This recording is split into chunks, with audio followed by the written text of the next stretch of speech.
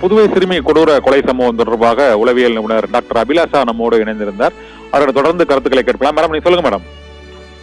ஆமாங்க, அதனால இது இந்த சமுதாயத்தோட பொறுப்பற்ற தன்மையும் குற்றவாளிகளுக்கு தண்டனை ரொம்ப லைட்டா குடுக்கறது அது ஒரு முக்கியமான காரணம். நம்ம 1 மாசம் 2 மாசம் இத பத்தி எல்லாம் பேசுறோம், அதுக்கப்புறம் அப்படியே அது என்ன நடக்குதுன்னே தெரியாம விட்டுடுறோம். அப்படி இல்லாம உடனடியா குற்றம் நிரூபிக்கப்படும் பட்சத்துல உடனடியா தண்டனையை நிறைவேற்றுறது நல்லது. அண்ட் மக்களுக்கு நான் முன்னாடி சொன்ன மாதிரி ஒரு பொறுப்பு வேணும். இந்த குழந்தைகள்ன்றவங்க நாளை சமுதாயம். குழந்தைகளை நம்ம இப்ப என்ன ஆகும், 4 பெற்றோர் வெளியில விளையாடுறதுக்கோ பிள்ளைங்களை ஃப்ரீயா விடுறதுக்கோ விட மாட்டாங்க. வீட்டுக்குள்ளேயே வச்சு பூட்டிட்டு போற பெற்றோர்லாம் இருக்காங்க. வேலைக்கு போறவங்க வீட்டுக்குள்ள வச்சு பூட்டிட்டு போறாங்க. அப்ப அந்த குழந்தைகளுடைய மனநிலை எப்படி இருக்கும், அவங்க எப்படிப்பட்ட மனிதர்களா நாளைக்கு உருவாவாங்க. அப்ப இந்த சொசைட்டி எங்கேயோ பண்ற ஒரு தப்பு எத்தனை பேரை பாதிக்குது. அடுத்தது மக்களை பொறுத்த வரைக்கும் இது ஒரு நோய். இந்த பீடோஃபீல்ன்றது நான் முன்னாடி சொன்ன மாதிரி ஒரு சைக்கலாஜிக்கல் நோய், குழந்தைகள் கிட்ட அந்த காம இச்சை காட்டுறது. பட் இன்னைக்கு இருக்கிற சமுதாயத்துல எல்லாரும் அதை ஜெனரலைஸ்டா பண்றாங்க. குழந்தைகளாவே பாக்குறது இல்ல. அது ஒரு பொருள், அது ஒரு பொம்மை அப்படின்ற மாதிரி பாக்குறாங்க. அத முதல்ல மாத்தணும். அண்ட் நான் முன்னாடி சொன்ன மாதிரி நாளைக்கு பெண்கள் தினத்தை நான் பர்சனலா எல்லா ப்ரோக்ராம்ஸையும் நான் கேன்சல் பண்ணிவிட்டேன். என்ன பெண்கள் தினம், இதுதான் நம்ம பார்க்க வேண்டிய முக்கியமான விஷயம். ஒரு பெண் குழந்தை சம்பந்தமே இல்லாம துடிச்சு செத்து இருக்கு, எந்த தப்பும் பண்ணாத ஒரு குழந்தைன்னா அதுக்கப்புறம் நம்ம நாளைக்கு அங்கங்க விழா எடுத்து பெண்கள் தினத்தை கொண்டாடுறதுல அர்த்தமே இல்லை இல்லையா? அதனால ஏன் சார்பில் நான் அதை பண்றேன். எனக்கு தெரிஞ்சு எல்லா முக்கியஸ்தர்களும் அதை பண்ணணும்.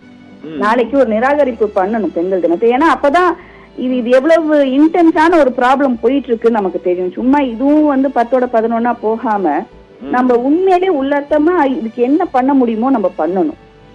ஏன்னா பயமா இருக்குங்க, சொசைட்டியை நினைச்சாலே பயமா இருக்கு. நமக்கு கிளினிக்ல நிறைய பேர் இந்த சைல்டு அபியூஸ் கேஸ்ன்னு வராங்க.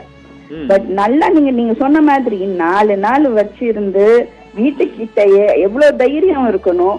அதுவும் இத்தனை பேர் இன்வால்வ்டு, கொலை பண்ணி தூக்கி போட்டு போயிருக்கானுங்கன்னா மனுஷன் இல்லையா? குழந்தை தானே, மனித குழந்தை தானே. அது இல்ல, இந்த போதைப் பொருள்ல தான் அதுக்கு மெயின் காரணம். இந்த இறுதி ஊர்வலத்துல போனவங்க எல்லாருமே இந்த மாதிரி புதுவை ஒரு சுற்றுலா தலமா இருக்கனால அது பொதுவாகவே அந்த மதுபானம் மற்றும் இந்த போதைக்கான ஒரு கட்டுப்பாடுகள் மிக குறைவாக இருக்குது. அது சகஜமா அந்த அனைத்து தரப்பினரும் அது புழக்கத்துல இருக்குது. அந்த சர்வதேச சுற்றுலா பயணிகளை கருத்தில் கொண்டு இந்த உள்ளூர் சமூகத்தையே இப்போ குலைக்கும் நோக்கத்துல இந்த போதைப் பொருள் இப்போ அது ஒரு கிரியா, அது ஒரு ஊக்கியா செயல்பட்டு இருக்கு. உலகத்துல இருக்கிற பல நாடுகளுக்கு நான் போயிருக்கேன். சில நாடுகள் எங்க கட்டுப்பாடு இதுதான், இது புடிச்சா நீங்க வாங்க, இல்லாட்டி நீங்க உள்ள வராதீங்கன்னு சொல்ற நாடுகள்லாம் இருக்காங்க. அப்படி இருக்கப்ப நம்ம மக்களை காப்பாத்தணும், நம்ம அடுத்த தலைமுறையை காப்பாத்தணும்ன்றப்ப கவர்மெண்ட் ஸ்ட்ரிக்டா சொல்லணும், இங்க போதைப் பொருள் அலௌடு கிடையாது, டூரிஸ்ட் வந்தா வா, வரலன்னா வராத, பட் இங்க வரக்கூடாது போதைப் பொருள்னு கண்டிப்பா இருந்தாதான். இது புதுவையை மட்டும் பாதிக்கிற விஷயம் இல்ல, இது அங்க வெளியேவும் தானே வரும், பக்கத்துல இருக்க நமக்கும் தானே பாதிப்பு. ஆமா, உண்மைதான். அதனால இத நம்ம அப்படி பார்க்க முடியாது. டூரிஸ்ட சந்தோஷப்படுத்துறதுக்காக இது விருந்தாளிக்கு சொந்த குழந்தைய சமைச்சு போடுற மாதிரி இருக்க. ஆமா ஆமா, உண்மைதான். அப்படியெல்லாம் நம்ம விட முடியாது. நம்ம ஒரு தாய் உள்ளத்தோட பாக்கணும்னா உங்க ஊர்ல இருக்கிற குழந்தைகளுக்கு நீங்க தான் பாதுகாப்பு, நீங்க தான் முக்கியம் கொடுக்கணும். அந்த இம்பார்ட்டன்ஸ் ரொம்ப முக்கியங்க. இது அடுத்தடுத்த லெவல் போயிட்டே இருக்கும். இப்ப ஒரு குழந்தை 4 நாள் சித்திரவதை பண்ணி கொலை பண்ணி காவால தூக்கி போட்டிருக்கானுங்க.